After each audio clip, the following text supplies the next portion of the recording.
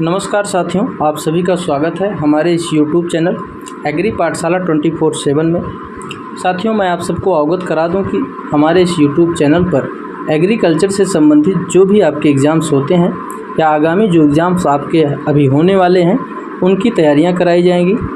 जैसे कि आप लोग जानते होंगे, एग्रीकल्चर टेक्निकल असिस्टेंट की वैकेंसी आने वाली है। उसमें भी सिलेबस आपका जो रहेगा लगभग ये माना जा रहा है कि एग्रीकल्चर रहेगा ज़्यादा मात्रा में। और आपका टीजीटी पीजीटी का भी एग्ज़ाम होने वाला है, जिसका फॉर्म आप लोग डाल चुके होंगे। नवंबर दिसंबर तक इसका एग्ज़ाम हो जाएगा।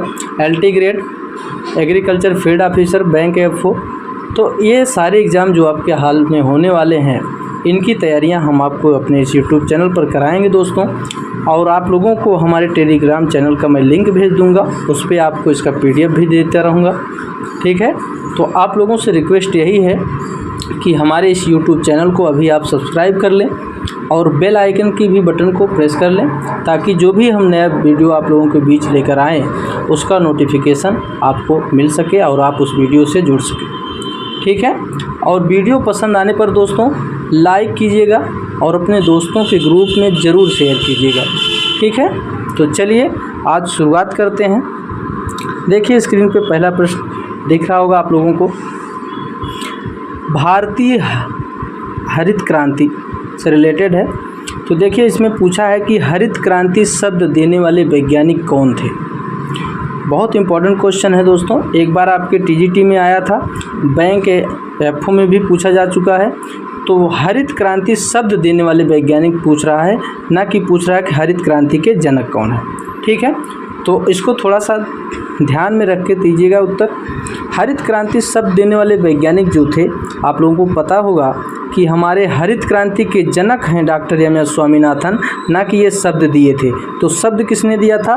तो ऑप्शन नंबर बी में आपको दिख रहा होगा, डॉक्टर विलियम गॉड। कौन दिए थे? Doctor William God. इन्होंने दिया था हरित क्रांति शब्द।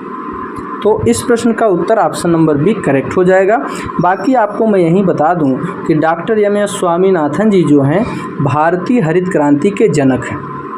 और जो तीसरा ऑप्शन सी देख रहे हैं, डॉक्टर नॉर्मन ई बोरलॉन्ग जी जो हैं, ये विश्व में हैं। कहाँ पर हैं? विश्व में हरित क्रांति के जनक हैं। वर्ल्ड लेवल पर ये फादर ऑफ ग्रीन रिवॉल्यूशन है, लेकिन father of Indian green revolution तो डॉक्टर एम.एस. स्वामीनाथन जी हैं। इसको याद रखिएगा, बहुत महत्वपूर्ण है, कई बार आता रहता है। तो चलिए आगे बढ़ते हैं दूसरे प्रश्न पर। दूसरा प्रश्न स्क्रीन पे आपके खुल गया है, देखिए इसका उत्तर दीजिए। भारत में प्रथम कृषि विज्ञान केंद्र की स्थापना किस वर्ष हुई थी?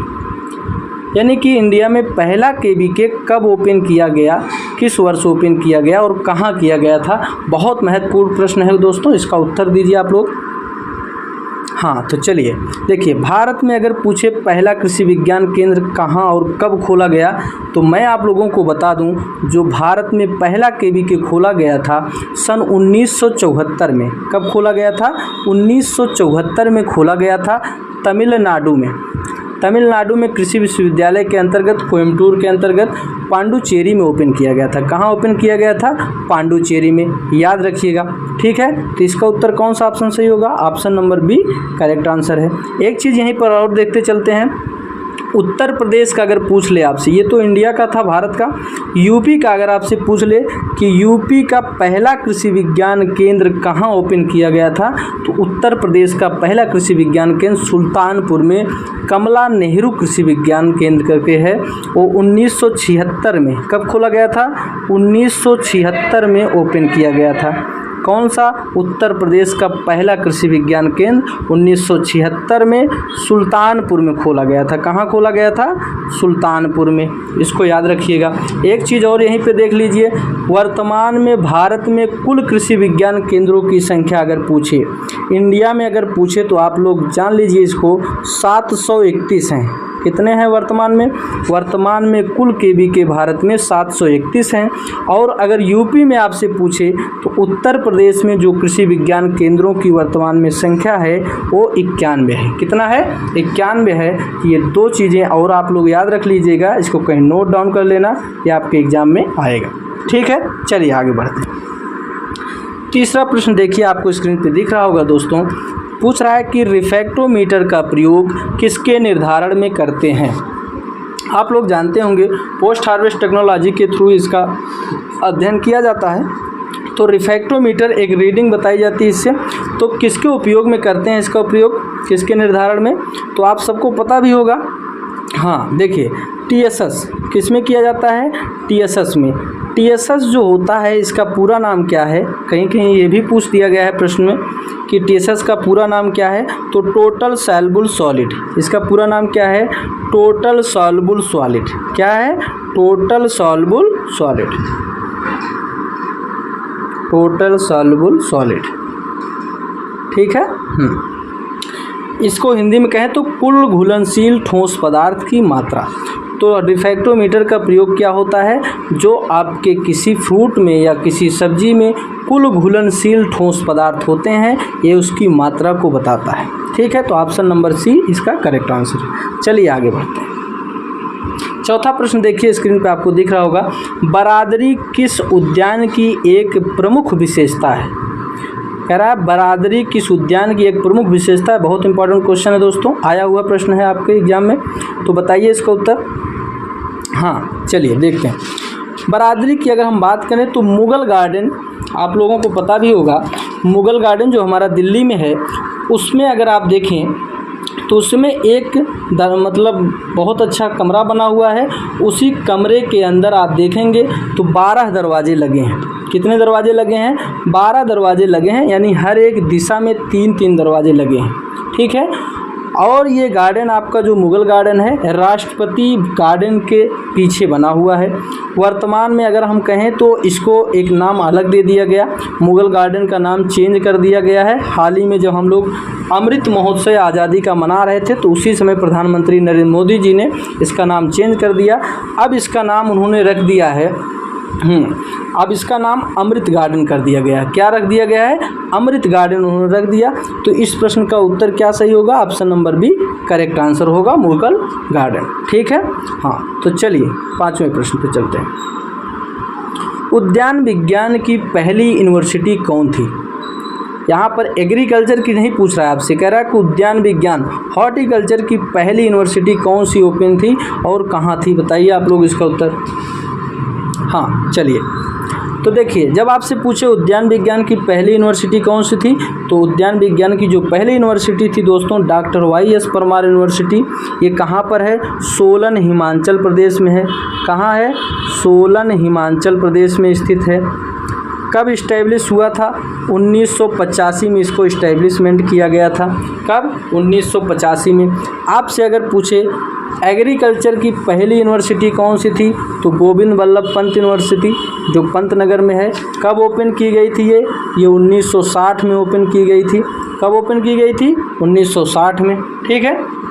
तो इसका उत्तर कौन सा सही होगा, option number B correct answer. चलिए आगे बढ़ते हैं।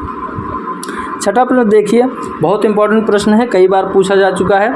आम की बीज रहित किस्म कौन है, आम की बीज रहित किस्म कौन सी है, तो आप लोग इसका उत्तर दीजिए।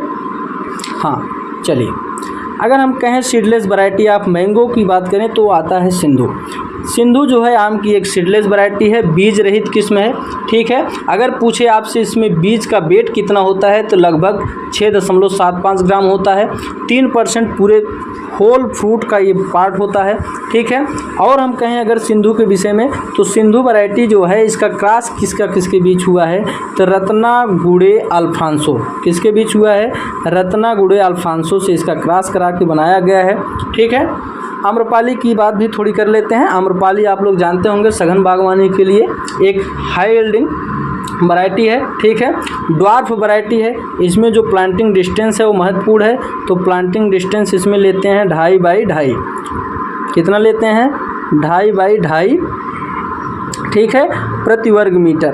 कितना लेते हैं, 2.5 बाई 2.5 प्रति वर्ग मीटर। कितने पौधे आते हैं 1 हेक्टेयर में, तो लगभग 1600 प्लांट आते हैं पर हेक्टेयर में। कितने प्लांट आते हैं, 1600 प्लांट। और ट्राईएंगुलर सिस्टम से इसमें प्लांटिंग सिस्टम अपनाते हैं। ठीक है। चलिए तो आगे बढ़ते हैं हम लोग। अब 7वां प्रश्न देखिए, आप लोग पूछा है कि खाद्य एवं कृषि संगठन की स्थापना कब हुई थी। बहुत इंपॉर्टेंट क्वेश्चन है, एग्रीकल्चर के कई एग्जामों में आया हुआ है। तो आप लोगों को मैं बता दूं कि खाद्य एवं कृषि संगठन की स्थापना जो हुई थी वो 16 अक्टूबर 1945 को हुई थी। कब हुई थी? 16 अक्टूबर 1945 को हुई थी। ठीक है, इसको याद रख लीजिएगा, इम्पॉर्टेंट है। 16 अक्टूबर 1945 को खाद्य एवं कृषि संगठन की स्थापना हुई थी दोस्तों। ठीक है, इसका मुख्यालय पूछा जाता है, कई एग्जामों में पूछा गया था। तो इसका मुख्यालय जो है वो कहाँ है? रोम, इटली में है। कहाँ पर है? रोम, इटली में है दोस्तों। इसका मुख्यालय कहाँ है? रोम, इटली में है। ठीक है, चलिए आगे बढ़ते हैं। प्रश्न नंबर 8 देखिए, IIVR कहाँ स्थित है? बहुत महत्वपूर्ण है और बहुत सरल प्रश्न है ये आप लोग जान लीजिए कि इतना खतरनाक प्रश्न है क्योंकि इसी से रिलेटेड एक और टर्म आता है, एक और संस्थान जुड़ा हुआ रहता है, तो इसीलिए इसमें कन्फ्यूजन में हम लोग हो जाते हैं। तो कन्फ्यूजन नहीं होना है। IIVR की बात कर रहा है, इसका पहले पूरा नाम जानिए क्या है। तो IIVR का मतलब Indian institute of vegetable research. कहाँ स्थित है? तो बनारस में। इस प्रश्न का जो उत्तर है दोस्तों, option number B correct answer है। बेंगलुरु के विषय में हम थोड़ा जान लेते हैं।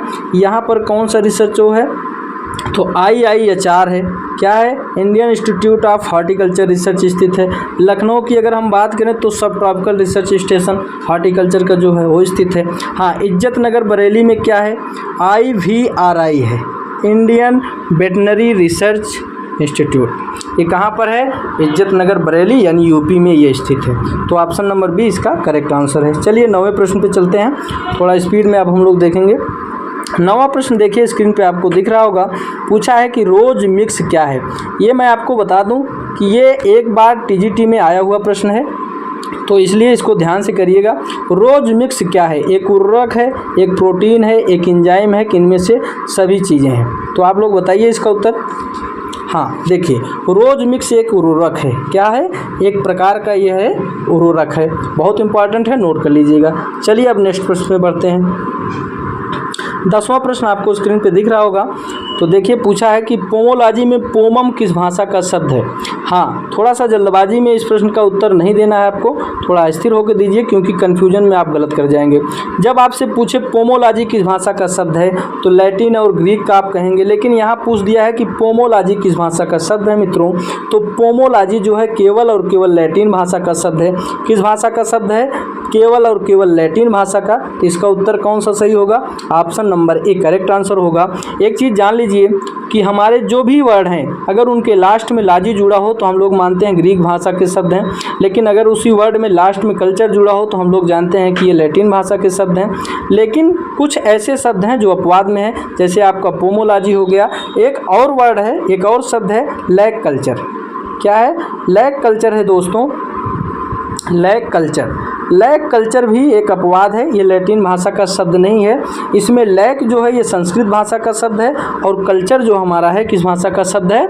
ये इंग्लिश भाषा का शब्द है। तो दो अपवाद को छोड़कर बाकी में आप अपनी ट्रिक अपना सकते हैं। तो चलिए हम लोग आगे बढ़ते हैं 11वें प्रश्न पे। 11वां प्रश्न आपको स्क्रीन पे दिख रहा होगा, बहुत इंपॉर्टेंट प्रश्न है। पूछा है कि सुनहरी क्रांति किससे संबंधित है?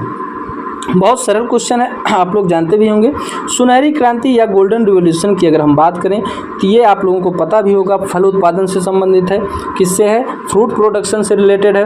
वहीं पे हम लोग अगर देखें, आपसे पूछ ले कि बांस उत्पादन में कौन सी क्रांति ली गई है, तो बांस के उत्पादन में आप लोग जानते होंगे हरित सोना क्रांति, जिसको ग्रीन गोल्ड क्रांति कहते हैं। यहीं पे देखिए मछली उत्पादन किससे रिलेटेड है, किस क्रांति से? तो मछली उत्पादन जो हुआ था उसमें नीली क्रांति ली गई थी। ठीक है, अंडा उत्पादन आप लोग जानते ही होंगे, रजत क्रांति। ठीक, और अगर हम देखें तो क्रांतियों में सबसे प्रमुख क्रांति जो है हमारी कौन सी है? हरित क्रांति है, ग्रीन रिवॉल्यूशन।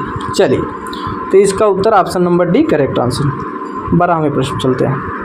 12वां प्रश्न देखिए, पूछा है कि गेहूं की सिंचाई के लिए सबसे क्रांतिक अवस्था कौन सी होती है?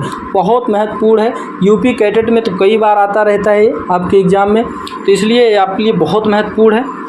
इसका उत्तर आप लोग दीजिएगा। पहला ऑप्शन है पुष्पावस्था, दूसरा गांठ बनते समय, तीसरा कह रहा है शीर्ष मूल निकलते समय। तो आप लोग इसका उत्तर दीजिए। हाँ देखिए, गेहूं की जो पहली सिंचाई होती है या जो इसकी क्रांतिक अवस्था की सिंचाई की अगर हम बात करें तो शीर्ष मूल अवस्था, जिसको आप CRI स्टेज भी कहते हैं, क्राउन रूट इनिशिएशन, इसका पूरा नाम क्या है, क्राउन रूट इनिशिएशन। इसकी अवधि जो होती है दोस्तों 21 से 25 दिन होती है। कितने दिन होती है? 21 से 25 दिनों तक होती है क्राउन रूट इनिशिएशन की। तो इसका उत्तर कौन सा सही होगा? Option number C correct answer. चलिए अब हम लोग आगे बढ़ते हैं। 13वां प्रश्न देखिए, आपको स्क्रीन पे दिख रहा होगा। पूछा गया है कि पोमोलॉजी के जनक कौन है। बहुत सिंपल प्रश्न है और कई बार आपको मैं बता दूं, आप लोग पढ़े भी होंगे। इसका उत्तर आप लोग दीजिए। पोमोलॉजी के जनक पूछा है तो doctor KL Chadha, MS Marigowda, Charles ड्रोइंग, MS स्वामीनाथन, बताइए। हाँ चलिए देखिए, तो पोमोलॉजी के जनक यानी कह रहा है फल विज्ञान के जनक कौन है, तो चार्ल्स ड्रोइंग साहब इसके जनक हैं। Father of pomology Charles drawing. एक चीज़ और देख लीजिए यहीं पे, जब आपसे पूछे सिस्टमेटिक पोमोलॉजी के जनक, क्या पूछे? सिस्टमेटिक पोमोलॉजी के जनक। सिस्टमेटिक पोमोलॉजी के जनक अगर आपसे कहे तो डॉक्टर KL चड्ढा साहब हैं। कौन है? डॉक्टर KL चड्ढा साहब सिस्टमेटिक पोमोलॉजी के जनक हैं। ठीक। और MS मेरीगोड़ा साहब को आप जान ही रहे हैं, father of horticulture in India हैं। और MS स्वामीनाथन को भी आप जान रहे होंगे, ये हमारे हरित क्रांति के जनक हैं। चलिए हम लोग अब आगे बढ़ते हैं। 14वां प्रश्न देखिए, भारत में सर्वाधिक उत्पादन किस फल का है? बहुत महत्वपूर्ण है, करंट का है। और मैं आपको बता दूं, करंट से ही हम आपको बताएंगे क्या करंट में है इसका। देखिए उत्तर, तो भारत में सर्वाधिक उत्पादन की अगर बात करें फलों में तो पहले स्थान पे आपका आता है केला। तो इसका उत्तर भी यही सही है। तो बनाना हमारा क्या है? प्रोडक्शन इन इंडिया पहले स्थान पर है। वहीं पे अगर आपसे कहे कि एरिया या क्षेत्रफल में कौन है, तो एरिया या क्षेत्रफल में मैंगो आता है। अगर आपसे कहे प्रोडक्टिविटी या उत्पादकता में क्या है, तो प्रोडक्टिविटी में पपीते का स्थान है। दूसरी चीज़ आप और देख लीजिए यहाँ पर अमरूद। अगर हम कहें उत्तर प्रदेश में किस फल का पहले स्थान पर है, यूपी में पहले स्थान पे कौन सा फल आता है उत्पादन के क्षेत्र में, तो उत्तर प्रदेश में अमरूद का पहला स्थान है। ठीक है। और उत्तर प्रदेश में अभी हाल ही में आप करंट डाटा अगर देखे होंगे तो सब्जियों में पहला स्थान हो चुका है, यूपी, पश्चिम बंगाल हट गया है। चलिए हम लोग आगे बढ़ते हैं। 15वां प्रश्न देखिए, पूछा है कि एक लिंगाश्रयी फल है, डायोसिया फ्रूट कौन से हैं, इस पे बताइए। आम है कि स्ट्रॉबेरी है, पपीता है, अंजीर है। हाँ देखिए, जब आपसे पूछे डायोसियस तो इसको ध्यान में रखिएगा, जब नर और मादा पुष्प किसी पौधे में अलग अलग पाए जाएं या अलग अलग पौधों में जब नर और मादा पुष्प उपस्थित हों तो उसे हम क्या कहते हैं? डायोसियस। ठीक है। तो इसमें आप लोगों को पता है इसका उत्तर क्या होगा, तो ऑप्शन नंबर सी इसका करेक्ट आंसर है, पपीता। दूसरी चीज़ यहीं और देख लीजिए, मोनोसियस क्या होता है, जिसको हम लोग उभयलिंगाश्रयी कहते हैं। उभयलिंगाश्रयी का मतलब होता है जब नर और मादा फूल एक ही पौधे पर अलग अलग स्थानों में पाए जाएं तो उसे हम क्या कहते हैं? मोनोसियस या उभयलिंगाश्रयी। और तीसरा चीज़ है, जैसे आपके एग्जाम में भी आता है उभयलिंगी। उभयलिंगी मतलब हर्माफ्रोडाइट। हर्माफ्रोडाइट में क्या होता है, जब नर और मादा फूल के जननांग या जनन पार्ट किसी एक ही पुष्प में उपस्थित हों तो उसे हम क्या कहते हैं? हर्माफ्रोडाइट कहते हैं। इसको आप लोग नोट डाउन कर लेना, बहुत कन्फ्यूजन होता है इसीलिए मैं आपको बता रहा हूँ कि इसको नोट कर लीजिए। तो इसका उत्तर ऑप्शन नंबर सी करेक्ट है। आम आप सभी जान रहे होंगे एंड्रोमोनोसियस होता है। ठीक है। चलिए आगे बढ़ते हैं। निम्न में से क्लाइमेट्रिक फल कौन सा है? कह रहा है कि क्लाइमेट्रिक फ्रूट कौन से हैं इनमें से। आप लोगों को पता होगा क्लाइमेट्रिक क्या होती है, बताइए उत्तर। देखिए, राइपनिंग के आधार पर फलों को दो वर्गों में रखा गया है, यानी परिपक्वता के आधार पर फल को हम दो कैटेगरी में रखते हैं। पहला है क्लाइमेट्रिक, दूसरा है नॉन क्लाइमेट्रिक। क्लाइमेट्रिक की अगर हम बात करें तो क्लाइमेट्रिक में इथाइलिन का प्रोडक्शन और शोषण की दर ज़्यादा मात्रा में होती है और अधिक समय तक होती रहती है, इसीलिए इसको क्लाइमेट्रिक कहते हैं। दूसरी चीज़ इसमें खासियत यह है कि इस वर्ग के जितने भी फल होंगे वो पौधों में भी पक सकते हैं, यानी मैच्योरिटी के बाद उनको प्लांट में भी हम राइपनिंग कंडीशन डेवलप कर सकते हैं और प्लांट के बाद यानी हार्वेस्टिंग करके भी हम उसमें पका सकते हैं उसको। तो ये हमारे सभी किस में आते हैं? क्लाइमेट्रिक में। नॉन क्लाइमेट्रिक में ऐसे फ्रूट आएंगे जिसको केवल और केवल पौधों में ही राइपनिंग की कंडीशन, पकने की अवस्था डेवलप की जा सकती है, अन्यथा कंडीशन में यानी प्लांट से अगर आप उसको हटा दिए तो उसको आप फिर नहीं पका सकते। तो ऐसे हमारे फ्रूट कौन होंगे? वो नॉन क्लाइमेट्रिक होंगे। और थोड़ी सी आपको टिप चीज़ बता दूं कि जो हमारे क्लाइमेट्रिक फ्रूट होते हैं उनमें जो रेट ऑफ रेस्पायरेशन यानी श्वसन की दर और इथाइलिन का प्रोडक्शन होता है वो हमेशा एक बढ़ता हुआ क्रम होता है, लेकिन जो हमारे नॉन क्लाइमेट्रिक फ्रूट होते हैं उसमें इथाइलिन का प्रोडक्शन पैरेलल होता है, समान होता है। एक प्रश्न आपसे अब पूछा गया था हाल ही के एक एग्जाम में फॉरेस्ट गार्ड में, उसमें पूछा गया था कि सबसे ज़्यादा इथाइलिन का प्रोडक्शन किस फल में होता है, तो सेब में सबसे ज़्यादा इथाइलिन का उत्पादन होता है। किस में होता है? सेब में। तो इस प्रश्न का उत्तर ऑप्शन नंबर कौन सा सही होगा? ऑप्शन नंबर ए सही होगा। बाकी तीनों ऑप्शन आपके किसके हैं? नॉन क्लाइमेट्रिक के हैं। किसके हैं? नॉन क्लाइमेट्रिक के हैं, इसको याद रखिएगा। ठीक, चलिए आगे बढ़ते हैं। 17वां प्रश्न देखिए, पूछा है प्रोटैंडी फल का उदाहरण है। प्रोटैंडी को हिंदी में कहते हैं नरपुंगपुता। क्या कहेंगे? नरपुंगपुता। थोड़ा सा ट्रिपल वर्ड है तो प्रोटैंडी ही ज़्यादा बेहतर है, याद रखेंगे। तो प्रोटैंडी का उदाहरण क्या है बताइए इसमें। देखिए प्रोटैंडी होते क्या है, जब आप लोग जान लीजिए कि नर व मादा अंग में नर अंग पहले पक जाए तो उसे हम क्या कहते हैं? प्रोटैंडी कहते हैं। क्या कहेंगे? प्रोटैंडी कहेंगे। और प्रोटोगायनी क्या होता है? जब मादा अंग नर अंग की अपेक्षा पहले पक जाए तो उसे हम क्या कहेंगे? प्रोटोगायनी कहते हैं। ठीक है, ये दोनों पार्ट हैं, आप ये जान लीजिए डाइकोगाइमी के भिन्न काल परिपक्वता के दोनों भाग हैं, प्रोटैंडी और प्रोटोगाइमी। तो इसका उत्तर कौन सा सही होगा? Option number A correct answer होगा, आंवला। इसमें नर भाग मादा भाग की अपेक्षा पहले मैच्योर हो जाता है। ठीक है, बाकी इसमें देखें तो अंजीर जो है आपका डायोसियस गाइनोडायोसियस नेचर में आता है। नारियल आपका क्या है? प्रोटोगायनी है। केला आपका क्या है? प्रोटोगायनी है। चलिए आगे बढ़ते हैं। 18वां प्रश्न देखिए, पूछा है कि बहुभ्रूणी वाले फल कौन से हैं, यानी पॉलीम्ब्रियानिक फ्रूट्स के विषय में चर्चा कर रहा है। बताइए, बहुत महत्वपूर्ण प्रश्न है। बहुभ्रूणी या पॉलीम्ब्रियानिक होते हैं क्या? पहले इसको जान लीजिए। जब development of more embryo only single seed, यानी जब एक सिंगल सीड में, एक बीज में बहुत सारे भ्रूण का विकास होता है तो उसी को हम क्या कहते हैं? पॉलीम्ब्रियानिक या बहुभ्रूणी कहते हैं। तो आप लोगों को पता होगा कि बहुभ्रूणी की अगर हम बात करें तो इसमें आता है आपका नींबू। आम की कुछ प्रजातियां ऐसी हैं जो आपकी पॉलीम्ब्रियानिक नेचर में होती हैं, जैसे उल्लूर, कुरुक्कन, बिलाई कोलम्बन, ये सभी क्या हैं? बहुभ्रूणी पॉलीम्ब्रियानिक नेचर की वैरायटियां हैं। ठीक है, तो ऑप्शन नंबर डी इसका करेक्ट आंसर है। चलिए आगे बढ़ते हैं। 19वां प्रश्न देखिए, पूछा है निम्न में से पार्थिनोकार्पिक फल है। पार्थिनोकार्पिक की अगर हम बात करें तो आप लोग बता दें, पार्थिनोकार्पिक में होता है, इसमें फल का विकास बिना फर्टिलाइजेशन के हो जाता है। Development of fruit without fertilisation is also known as parthenocarpy. तो जब फल का विकास बिना फर्टिलाइजेशन के हो तो उसे कहते हैं पार्थिनोकार्पी, और जब सीड का विकास बिना फर्टिलाइजेशन के हो तो उसको हम क्या कहते हैं? एपोमिक्सिस कहते हैं। क्या कहते हैं? एपोमिक्सिस कहते हैं। उसे क्या कहते हैं? एपोमिक्सिस कहते हैं। याद रखिएगा, ये सब टर्म आपके एग्जाम में आए हुए हैं। ठीक है, इसका उत्तर कौन सा सही होगा? तो केला हमारा क्या है? ये पार्थिनोकार्पिक नेचर का फ्रूट है। चलिए ऑप्शन नंबर सी इसका करेक्ट उत्तर है। आगे बढ़ते हैं। 20वां प्रश्न आपको स्क्रीन पे दिख रहा होगा। बहुत सिंपल क्वेश्चन है लेकिन एग्जाम में आ सकता है, इसको याद रखिएगा। पूछा है कि आम में गुणसूत्रों की संख्या कितनी होती है, बताइए। तो आम में गुणसूत्रों की संख्या सबको पता होगा कि 40 होती है, 40 होती है। लेकिन एक चीज़ याद रखिएगा, जब इसमें आपसे बेसिक क्रोमोजोम या आधारी गुणसूत्र की बात करें, यक्स गुणसूत्र की बात करें तो आप बताइएगा बेसिक या हैप्लाइड या आधारी गुणसूत्रों की संख्या आम में 10 होती है। कितनी होती है? 10 होती है। मैंगो क्या है? ऑटो टेट्राप्लाइड होता है। ठीक है।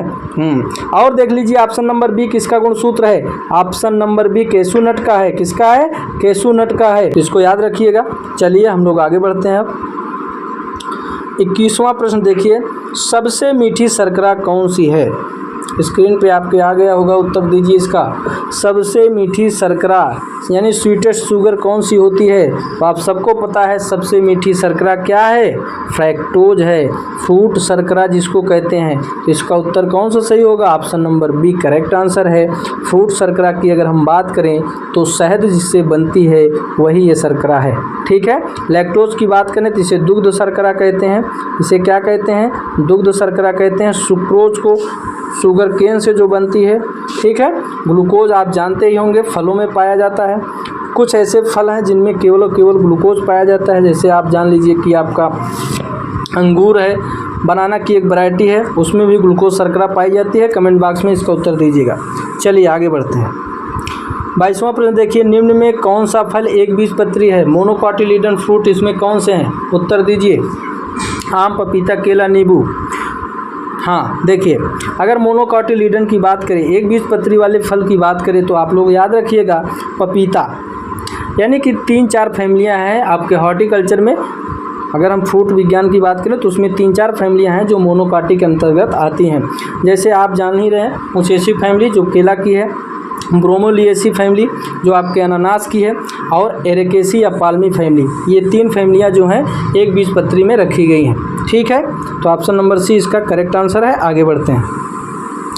23वां प्रश्न देखिए, इनमें से कौन सा एक एंजाइम है? बहुत महत्वपूर्ण प्रश्न है ये, आपके उसमें आया था टीजीटी में पिछले उस एग्जाम में, तो इसलिए इसको ध्यान से करिए।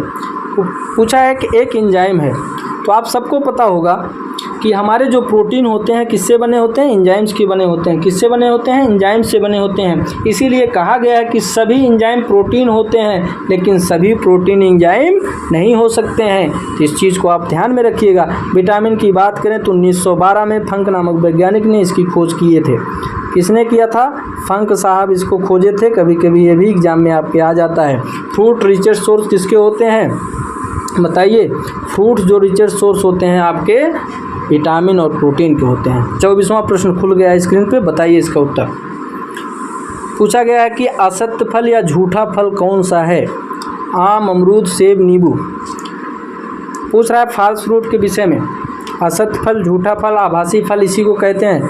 तो असत्य फल का मतलब आप लोग जानते हैं। देखिए, फॉल्स फ्रूट की अगर बात करें, फॉल्स फ्रूट वो फ्रूट्स होते हैं जो थैलेमस या पुष्पासन से डेवलप होते हैं, यानी कि अंडाशय को छोड़कर पुष्प के अन्य भाग से जब फल का निर्माण हो तो उसे हम क्या कहते हैं? असत्य फल, झूठा फल, आभासी फल, कूट फल कहते हैं। ठीक है। तो इसे फॉल्स फ्रूट कहते हैं। तो इसका उत्तर कौन सा सही है? Option number C correct answer है, सेब। इतनी इसकी कास्ट ऑफ प्राइस वर्तमान में है, लेकिन ये क्या है? एक असत्य फल है। देखिए, कीमत बहुत ज़्यादा होने से आदमी सही नहीं हो सकता। ठीक है। चलिए अब हम लोग आगे बढ़ते हैं। 25वां प्रश्न आपके स्क्रीन पे ओपन हो चुका है। बताइए इसका उत्तर। सब्जियां प्रमुख स्रोत किसकी होती हैं? बहुत सब्जियां आप लोग खाते हैं, बताइए किसका उसमें प्रमुख स्रोत है? क्या उसमें ज़्यादा पाया जाता है? तो आप लोग जानते भी होंगे, नहीं जानते हैं तो जान लीजिए। जो हमारी सब्जियां होती हैं वो प्रमुख स्रोत किसकी हैं?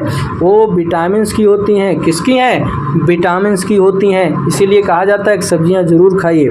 तो सब्जियां प्रमुख स्रोत किसकी हैं? विटामिन्स की हैं। हाँ, अगर पूछा जाए कि सब्जियों में सबसे निम्न स्रोत किसकी होती है, यानी निम्न मात्रा सबसे ज़्यादा किसकी होती है, तो वसा की होती है।